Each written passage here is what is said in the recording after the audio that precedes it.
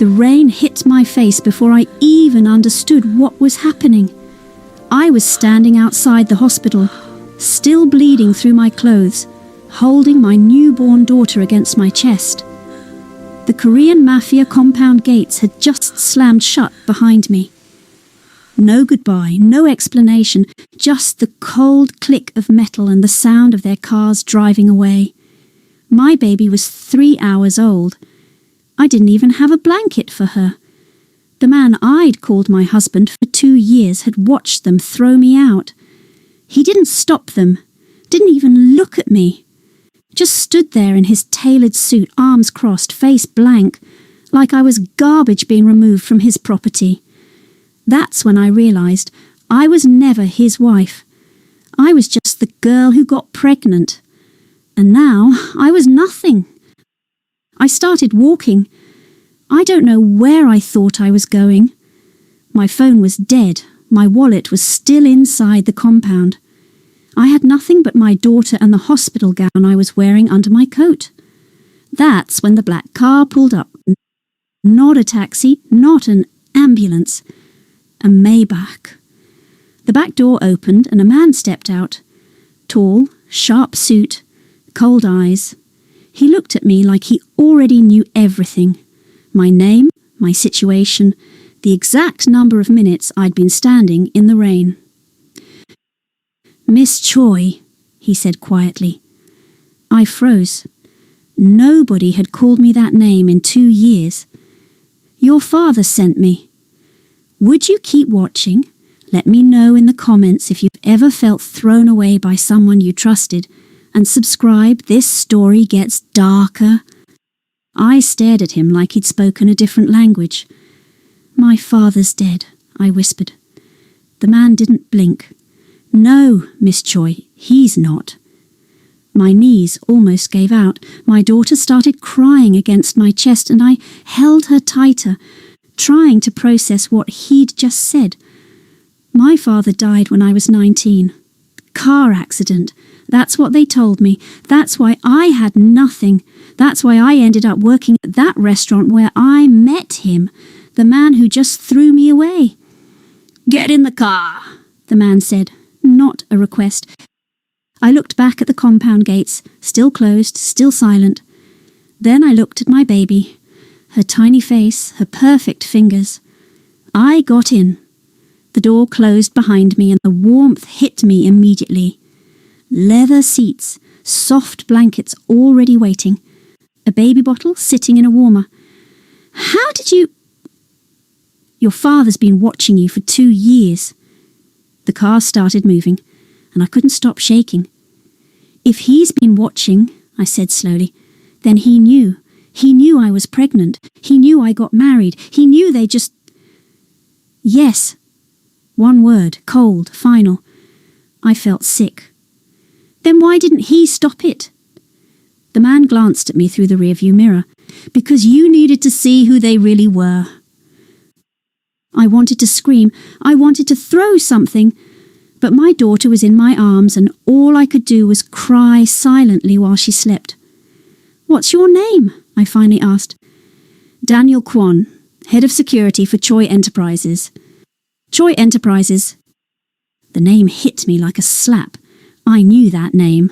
Everyone in Seoul knew that name. Billion-dollar conglomerate. Untouchable family. Dangerous reputation. "That's not my family," I whispered. Daniel's eyes met mine in the mirror. "Miss Choi," he said quietly, "it's the only family you've ever had.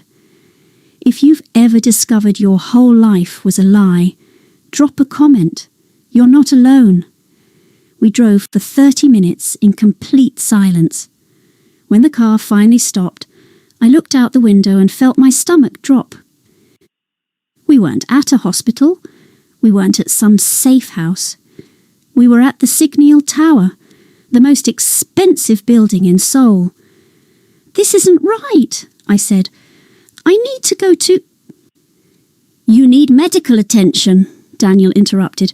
"A private doctor is waiting upstairs. Everything your daughter needs is already prepared." He opened my door before I could argue. I stepped out, holding my baby, still wearing a blood-stained hospital gown, and walked into a lobby made of marble and gold. People in expensive suits glanced at me and then quickly looked away, like they'd been trained not to ask questions. The elevator took us to the top floor. When the doors opened, I stopped breathing. The penthouse was bigger than the entire Mafia compound I'd just been thrown out of.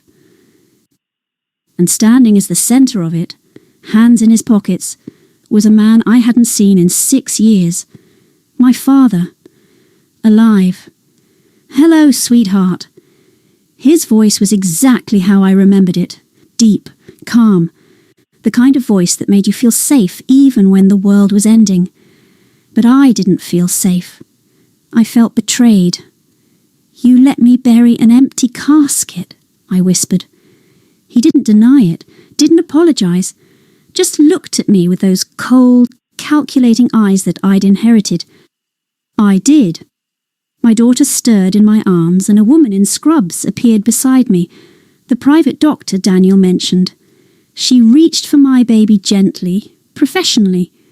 "No," I said immediately. "She needs to be checked," my father said. "You both do. Let Dr. Park take her to the nursery. You'll see her in 20 minutes. I didn't want to let go, but my arms were shaking. My vision was blurring. I handed her over. The moment she was gone, I collapsed. I woke up in a bed that felt like a cloud. Clean clothes, bandaged wounds, IV in my arm. My father was sitting in a chair beside me, reading something on his tablet like this was normal. Like I hadn't just been thrown out of a Mafia compound 3 hours after giving birth. "Where's my daughter?" I asked immediately. "Sleeping, healthy, 10 feet away in the next room with a nurse and 2 security guards." I tried to sit up. Pain shot through my entire body. "Don't move," he said without looking up. "You tore during delivery and refused proper medical care afterward. Dr. Park had to stitch you while you were unconscious." I stared at him. "You let them throw me out."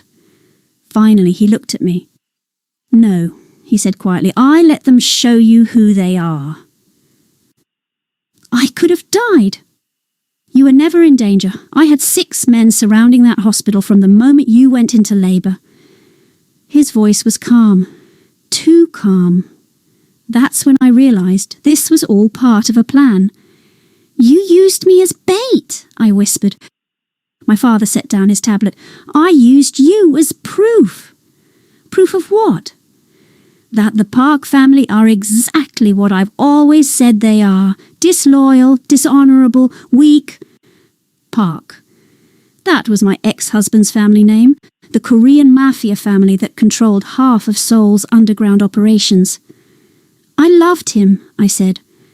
"No," my father corrected. "You loved the version of himself he sold you, the man who pretended to be kind, who pretended your background didn't matter, who pretended he'd protect you even if his family disapproved." Every word hit like a knife. 2 years, my father continued.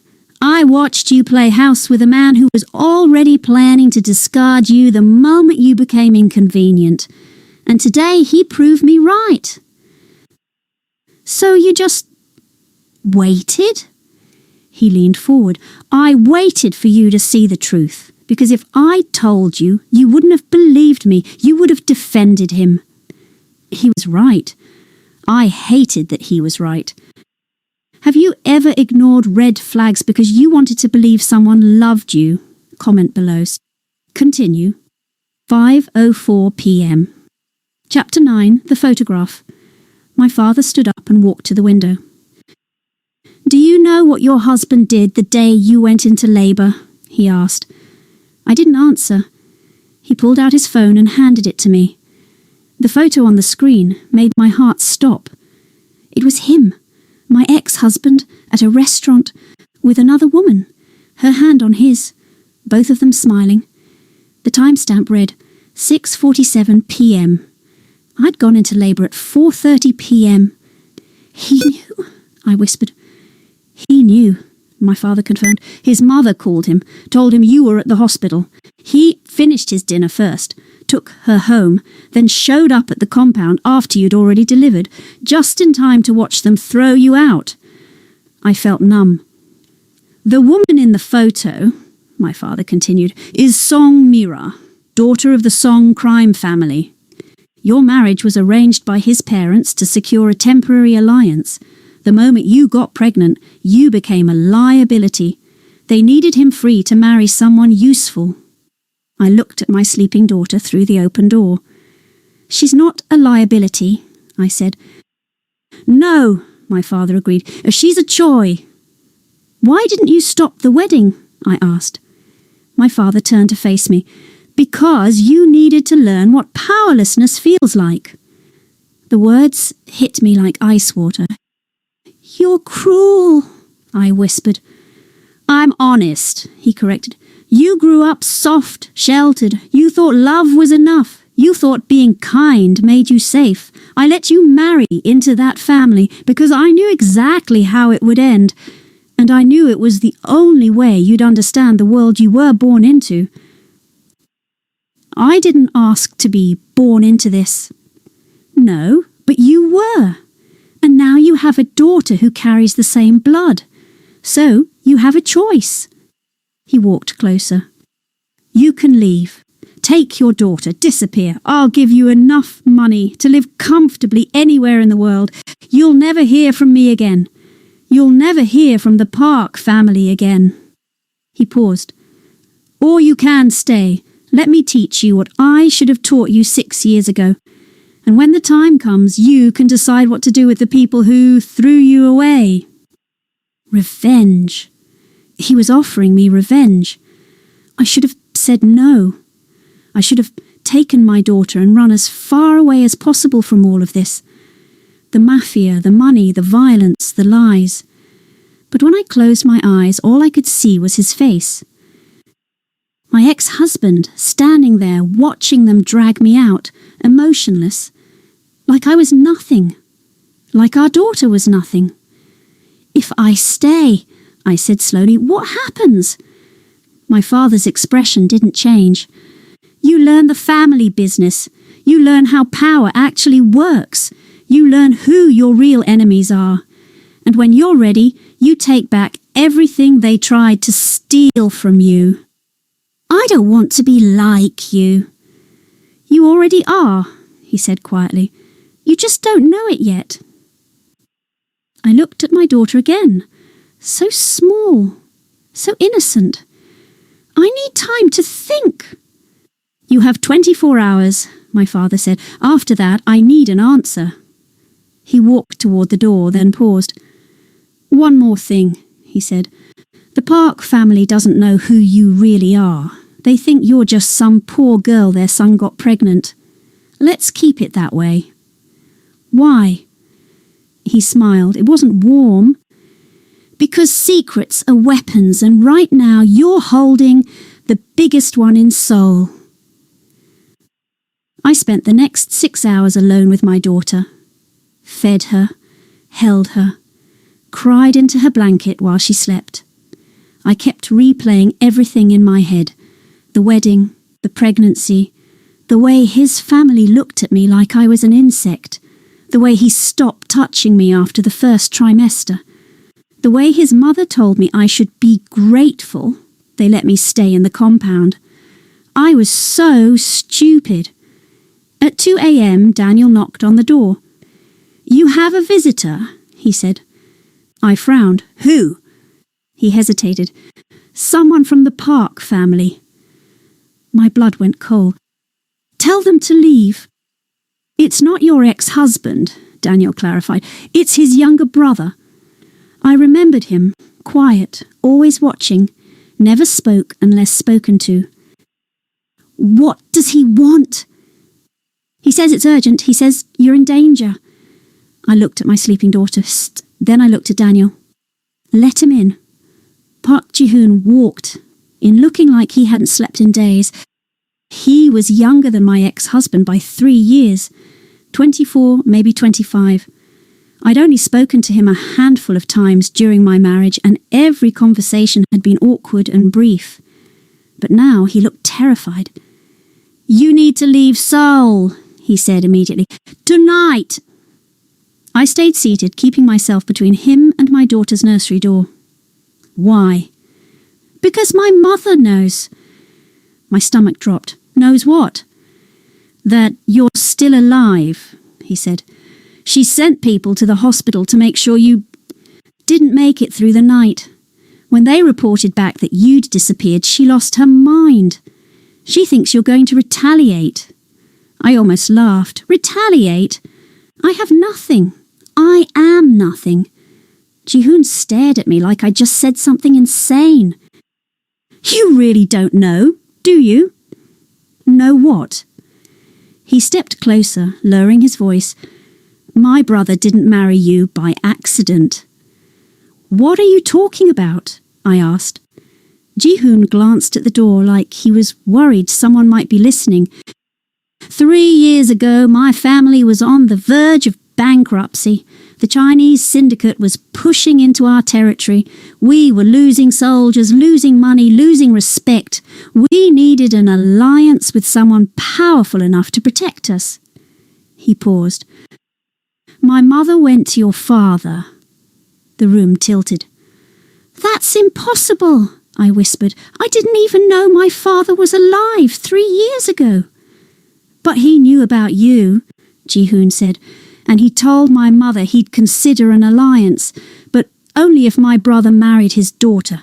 A real marriage, not some contract. He wanted you protected, loved, respected." My hands started shaking. "My brother agreed, my mother agreed. Your father gave us the resources to survive, and for 2 years everything was fine. My brother actually seemed happy, but then I got pregnant," I finished. Ji-hoon nodded, "and my mother realized your father had played her, because if you had his child, that child would have a claim to both families. Your father would have leverage over us forever." "So she told your brother to get rid of me?" "She ordered him to." I felt sick. "Your brother chose his mother over me." Ji-hoon looked at the floor. "My brother chose survival. If he'd refused, she would have killed him. She's done it before." "Then why are you here?" I asked. "Why are you telling me this?" He finally met my eyes. "Because I saw the way my brother looked at you when they dragged you out. And I know that look. It's the same look my father had before my mother had him killed."